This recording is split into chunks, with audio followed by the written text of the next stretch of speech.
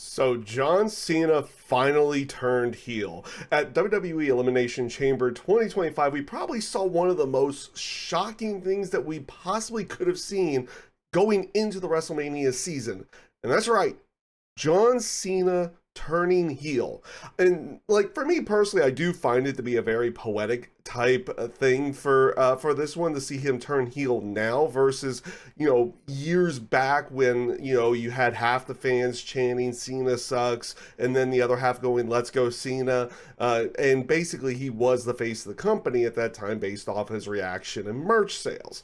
We're not here to really talk about things like that. The reason why I find it poetic in this particular case is that the year that more than likely the fans would unanimously consider him a babyface and would be wanting to cheer him the entire time would be his retirement year this year.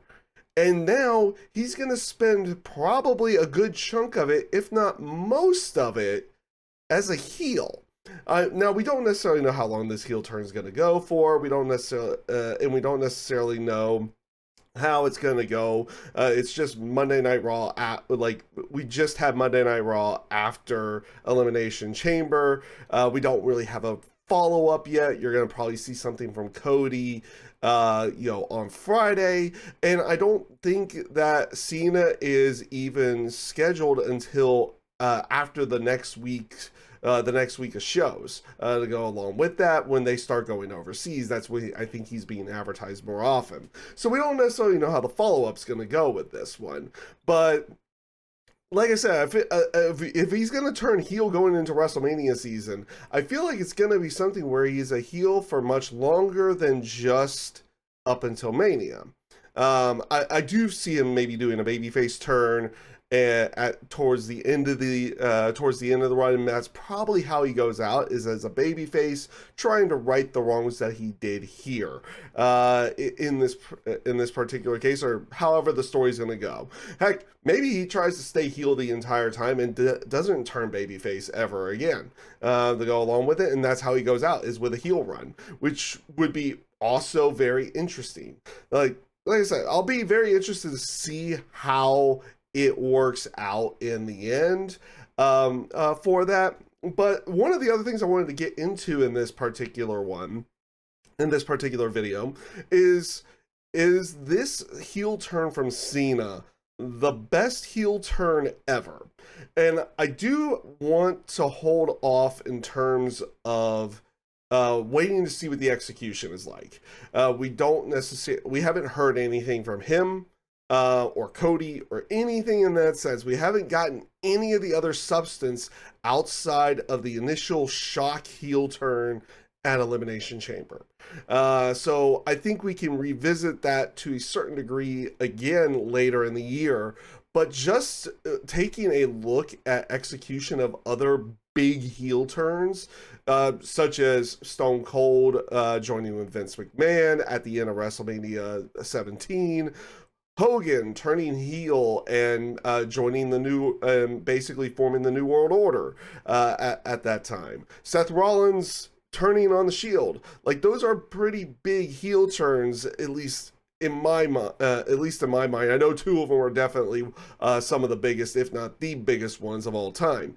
Now, if you look at Hogan's heel turn, it was kind of a necessity at that time to resurrect his career because it was not working in WCW as a babyface for him. He was starting to get booed out of the buildings. It wasn't necessarily doing good business for them at that time, so it was kind of a necessity for him to turn heel and resurrect his career, which it ended up doing that for multiple years. And the execution for the NWO was good for quite some time until, it basically wasn't. It took a few years.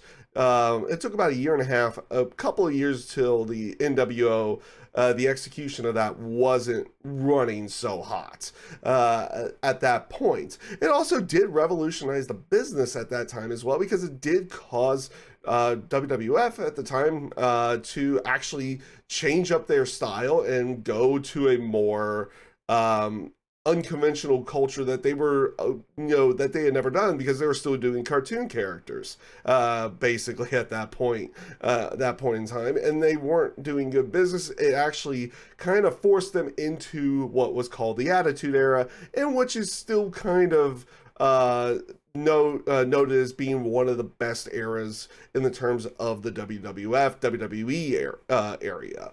So it was kind of a necessity, and it ended out revolutionizing the business at that point. As much as you don't really want to talk about Hogan nowadays. That's a completely different video to begin with. You got to at least give credit for that particular heel turn in there.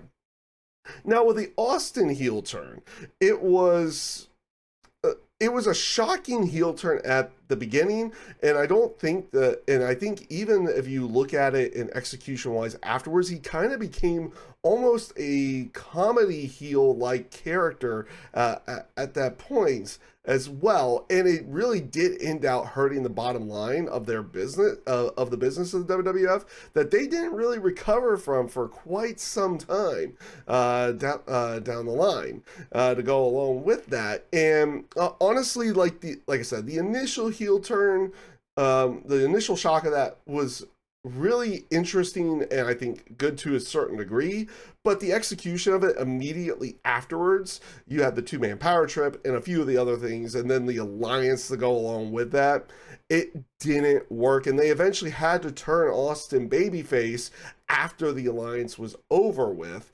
again, and that really didn't even help out everything. So it was actually not a good idea for them to turn Austin heel, even though Austin basically had said that he was kind of he felt like he had done as much as he could as a babyface. Kind of regrets it in hindsight, based off of what he has said in interviews and everything to go along with that. But it ended out not working out all that well. Now, the other one that I may mention too, Seth Rollins turning on the Shield, hitting Roman Reigns in the back and basically breaking up the Shield. Honestly, I would probably put that on the bottom of this list to go along with it. Though a great moment in itself and has led to so many different things down the line over the last decade or so, especially with the stuff with Roman and Seth, especially during the Bloodline time frame and everything to go along with that, and they kind of tie that heel turn into their story now as well. I think that's a nice little touch. It's probably pretty well executed at this point in time, though if you really looked at it in the immediate future, there wasn't a lot to that because there wasn't a lot of interaction between the two of them until the cash-in of Roman Reigns and Brock Lesnar at WrestleMania 31. There wasn't a lot of interaction between the two of them because when they did the breakup of the Shield, even though Rollins hit Reigns in the back first, his storyline was with Dean Ambrose, Jon Moxley, but afterwards, and Roman actually went straight into the main event scene to go along with it. So you didn't have a lot of interaction between the two of them for almost a good year, almost a year, because you had the cash in, and you didn't really have much of an interaction between the two of them again until after Rollins came back from his knee injury, and that's where they kind of did a bit of a storyline there. So there wasn't a lot of interaction with that. So where am I going to put this in terms of where Cena's heel turn is? In the immediate aftermath, I think it's probably the best heel turn that WWE has ever done, because it was unexpected to its own degree. You would not have expected it at Elimination Chamber. Honestly, I would have probably thought they would have, if they were going to do a heel turn like that, it would have happened at Mania itself. But to do it at Elimination Chamber and go into Mania with the whole potential story build of a heel Cena and face Cody, and you have the stuff with The Rock and everything along with that, I think it's probably one of their best executed heel turns ever.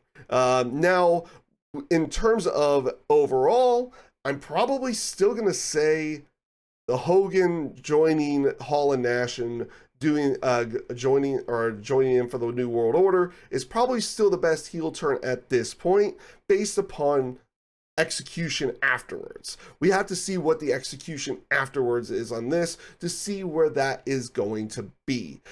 So yeah, until we see that, I think we gotta hold off its particular judgment for that. And even if the judgment, or sorry, if the execution of the heel turn afterwards is poor, there's a good chance that I would take the whole Cena being turning heel to be the best heel turn in WWE away at that point, because you could come up with a lot of other really good ones. Like I mentioned, Seth Rollins turning on the Shield, the Kevin Owens Chris Jericho Festival of Friendship comes to mind as well with that one, and I could probably even take a look at a few others to go along with that. But I'm very intrigued to see where this is going to go. And I'm hoping the execution is going to be good. And honestly, I hope it actually goes for the vast majority of his retirement tour, is that he is a heel.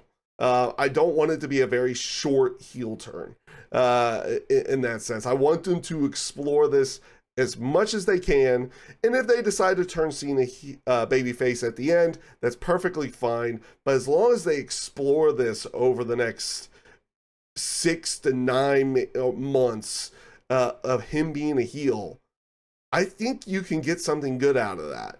And we'll see where everything ends out going with that. So that's everything I have on this one. If you did like everything, feel free to like the video, subscribe, comment down below how you felt about the Cena heel turn as well. And with that being said, I hope you all take care, stay safe, stay healthy, have a great rest of your day.